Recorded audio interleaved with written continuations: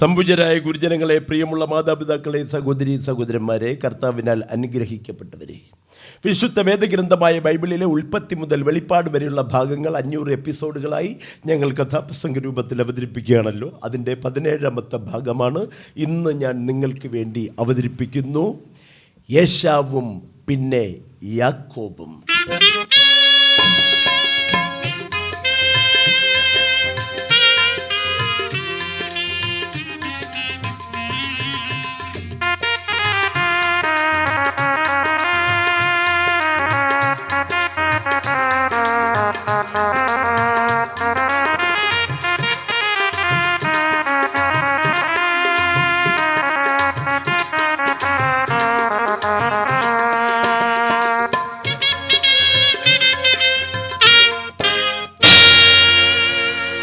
യാക്കോബ് യാബോക്ക് കടവിനരികിൽ വെച്ച് പിതാവായ ദൈവത്തെ, യഹോവയായ ദൈവത്തെ നേരിൽ കണ്ടുവല്ലോ.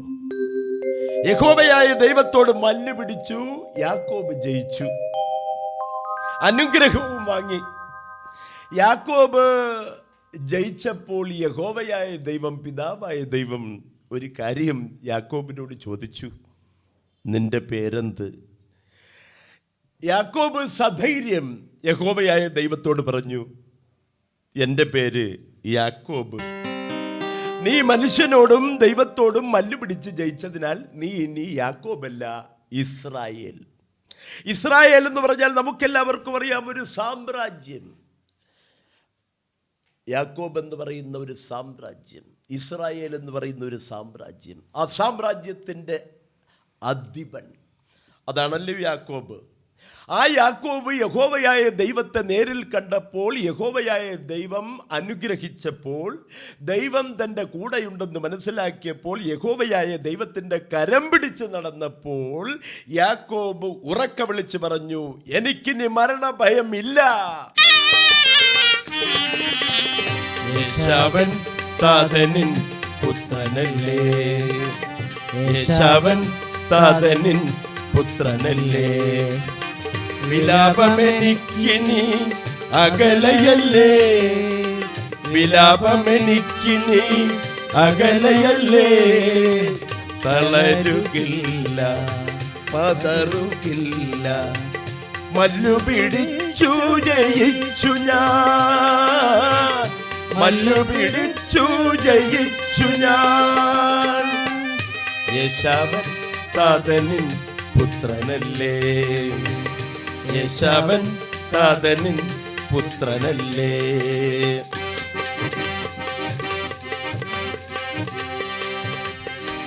വാഗ്ദത്തം ചെയ്തവൻ വാക്കുമാറുകയില്ല, വാഗ്ദത്തം ചെയ്തവൻ വാക്കുമാറുകയില്ല. മാറിൽ ചാരും ഞാൻ നിത്യം, മാറിൽ ചാരും ഞാൻ നിത്യം, തളരുകില്ല പതറുകില്ല, മല്ലു പിടിച്ചു ജയിച്ചു ഞാൻ, തളരുകില്ല പതറുകില്ല, മല്ലു പിടിച്ചു ജയിച്ചു ഞാൻ. യേശാവൻ താതനിൻ പുത്രനല്ലേ, വിലാപമെനിക്കിനി അകലയല്ലേ, യേശാവൻ താതനിൻ പുത്രനല്ലേ. യാക്കോബ് തൻ്റെ ജ്യേഷ്ഠനായ ഏശാവിന് സമ്മാനമായി കൊടുത്തയച്ച 570 കന്നുകാലി കൂട്ടങ്ങൾ, ആടുമാടുകൾ, ഒട്ടകങ്ങൾ, അങ്ങനെ ഒരു ദിവസം വഴി ദൂരം മുൻപേ പോവുകയാണ്. യാക്കോബ് തലയുയർത്തി നോക്കി, ദാ തൻ്റെ ജ്യേഷ്ഠനായ ഏശാവ് തന്നെ കൊല്ലുവാൻ 400 പേരുമായി വരികയാണ്.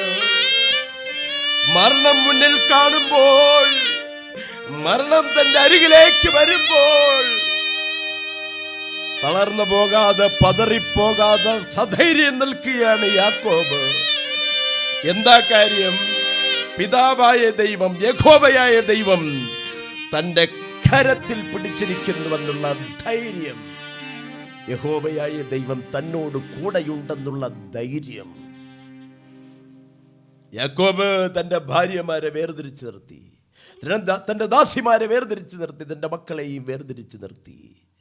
തൻ്റെ ഭാര്യ റാഹേലിനെ തന്നോട് ചേർത്ത് നിർത്തി. തൻ്റെ പ്രിയപ്പെട്ട മകൻ യോസേഫിനെ തൻ്റെ അരികിൽ നിർത്തി. സധൈര്യം നിൽക്കുകയാണ്. തൻ്റെ ജ്യേഷ്ഠൻ തന്നെ കൊല്ലുകയാണെങ്കിൽ കൊല്ലട്ടെ എന്നുള്ള മരണഭയമില്ലാതെ 400 പേരുമായി വന്ന ഏശാവ് ആ 400 പേരെയും പുറന്തള്ളിക്കൊണ്ട് ഓടി വരികയാണ്.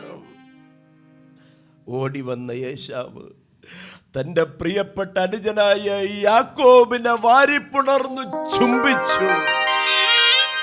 പ്രിയമുള്ളവരെ, അതാണ് രക്തവും മാംസവും തമ്മിലുള്ള ബന്ധം.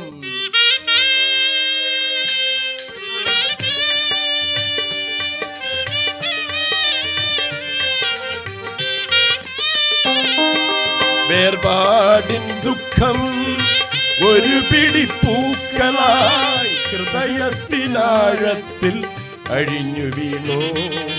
വേർപാടിൻ ദുഃഖം ഒരു പിടി പൂക്കളായി ഹൃദയത്തിനാഴത്തിൽ അഴിഞ്ഞു വീണു.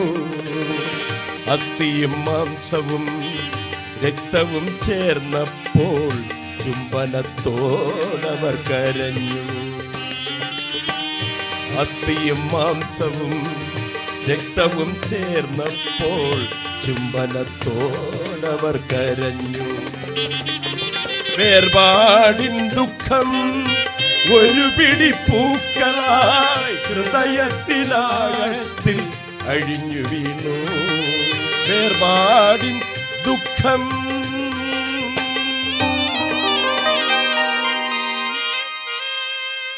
യേശാവ് യാക്കോബിനെ വാരിപ്പുണർന്ന് ചുംബിച്ചു. യാക്കോബേ, നിനക്ക് സുഖം തന്നെയല്ലേ? എനിക്ക് സുഖം തന്നെ. എടാ, നീ ആളാകെ മാറിയിരിക്കുന്നു. അപ്പനെ പോലെ തന്നെ നിന്നെ കാണാൻ. അതൊക്കെ പോട്ടെ, ഈ നിൽക്കുന്നവർ ആരൊക്കെയാ? ഇതാ നിൽക്കുന്നത് എൻ്റെ ഒന്നാമത്തെ ഭാര്യ ലേയ. അടുത്ത് നിൽക്കുന്നത് അവളുടെ 7 മക്കൾ, എൻ്റെ മക്കൾ. എൻ്റെ അരികിൽ നിൽക്കുന്നില്ലേ, ഇതെൻ്റെ പ്രിയപ്പെട്ട ഭാര്യ റാഹേൽ. റാഹേലിന് ഒരു മകനാ യോസേഫ്. ഇതാ നിൽക്കുന്നത് കണ്ടില്ലേ, ഇത് ഞങ്ങളുടെ ദാസിമാരാ. അവര് എൻ്റെ ഭാര്യമാര്. അവരിൽ 4 മക്കൾ. എനിക്കിപ്പോൾ 12 മക്കളായി. യാക്കോബേ, അപ്പനും അമ്മയും നീ വരുന്ന വിവരമറിഞ്ഞ് നിന്നെയും കാത്തിരിക്കുകയാണ്. ലേയായും റാഹേലും സിൽപ്പായും ബിൽഹായും യേശാവിനെ നമസ്കരിച്ചു. യാക്കോബേ, നീ ഇവിടെ നിന്നും പോയി എത്ര വർഷമായി? 20.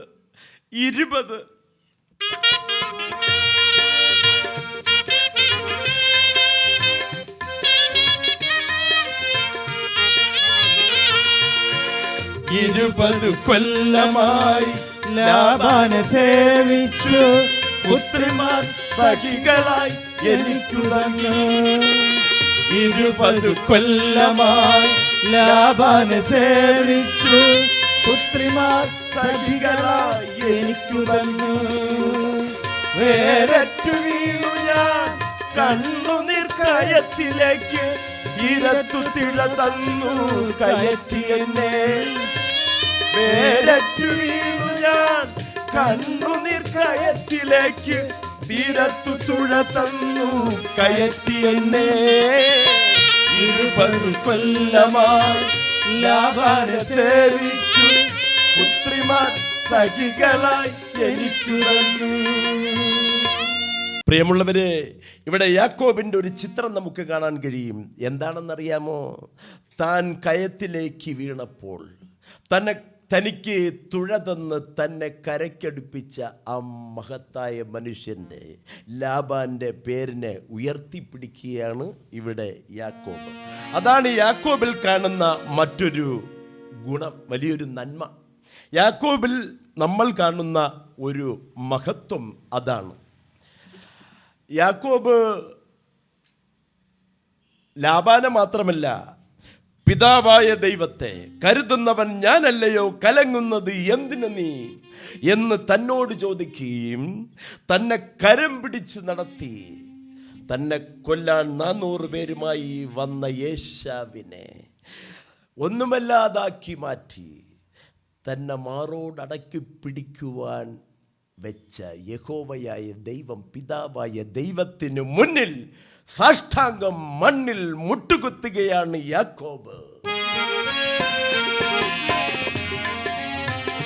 തന്നെ കരം പിടിച്ചു നടത്തിയ ദൈവം, തന്നെ കരം പിടിച്ചു നടത്തിയ ദൈവം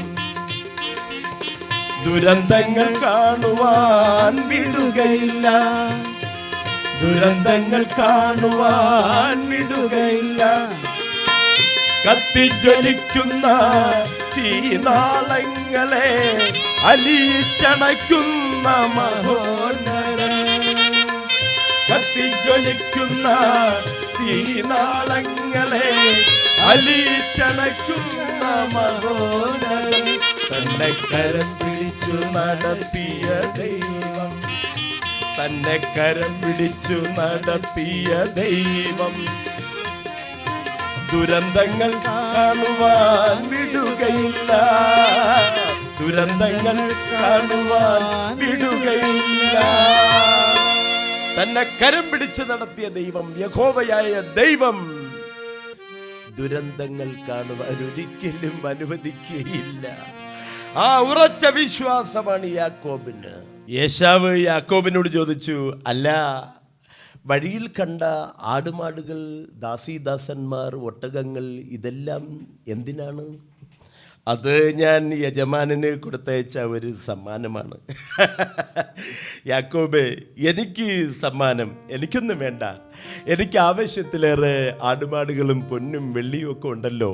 ഞാൻ അപ്പൻ്റെയും അമ്മയുടെ മുന്നിൽ മഹാസമ്പന്നനായിരിക്കുന്നു. എനിക്ക് നീ ഒന്നും തന്നെ പാരിതോഷികമായി തരണ്ട, അതെല്ലാം നിനക്ക് തന്നെ ഇരിക്കട്ടെ. യജമാനൻ അങ്ങനെ പറയരുത്. കാരണം അറിവില്ലായ്മയാൽ ചെയ്ത എൻ്റെ അപരാധങ്ങളെല്ലാം പുറത്ത് എന്നെ മാറോട് ചേർത്ത് പിടിച്ചുവല്ലോ, അതുകൊണ്ടാണ് ഞാൻ ഈ സമ്മാനങ്ങൾ കൊടുത്തയച്ചത്.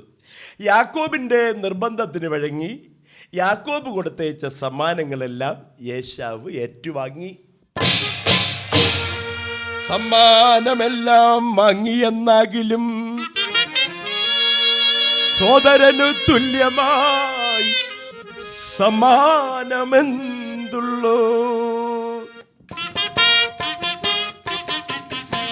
ഒരമ്മയിനുദരത്തിൽ ജനിച്ചവർ നമ്മൾ ഇരുവരും ഒന്നാണല്ലോ. ഒരമ്മയിനുദരത്തിൽ ജനിച്ചവർ നമ്മൾ ഇരുവരും ഒന്നാണല്ലോ.